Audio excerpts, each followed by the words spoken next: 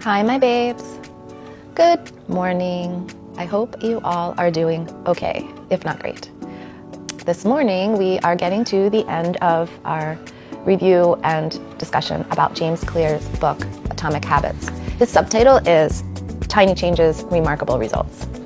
A lot of the book is about how we can adapt our behavior, basically behavior modification tools and some concepts that can inform what we want to change if we understand our behaviors better and how we can benefit from that understanding. But he basically has a model that is about the problem phase and the solution phase in life. In the problem phase, there's a cue. That's kind of like by observing, we are cued, we notice something needs to change. We have a craving, a desire for something to be improved or a different outcome. And then we have our response and then the reward. All of those things feed into how we react and how we respond physiologically, neurologically. All of that informs how we repeat and improve or not, or give up. And the reward we get, maybe happiness. That was like a question I had. But happiness, in his concept, is really just the absence of desire.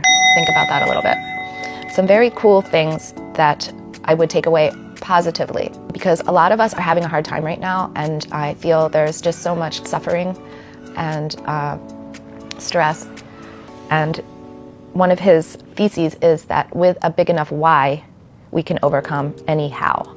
If we really have the reason, of course, we feel motivated and we can endure almost anything for something that we really believe in and we really desire. Another great one is being curious is better than being smart.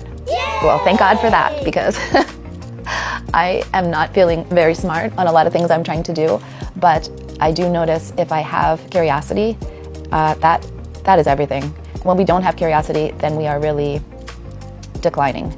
I know when I'm super down and I really don't see the point of things, that's when I lose my curiosity on any topic, but just on expanding life and expanding myself. And the fourth thing I wanted to highlight was the thesis that suffering derives progress. Of course, we know this, but when we are going through the intense suffering, I think that it's critical to remind ourselves that the source of all positive change is usually suffering.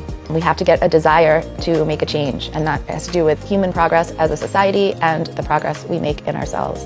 When we're suffering, we can hopefully hang on to the concept that we are cooking up a change, a positive change, and that's the fire that brings us to a better self. Another point is that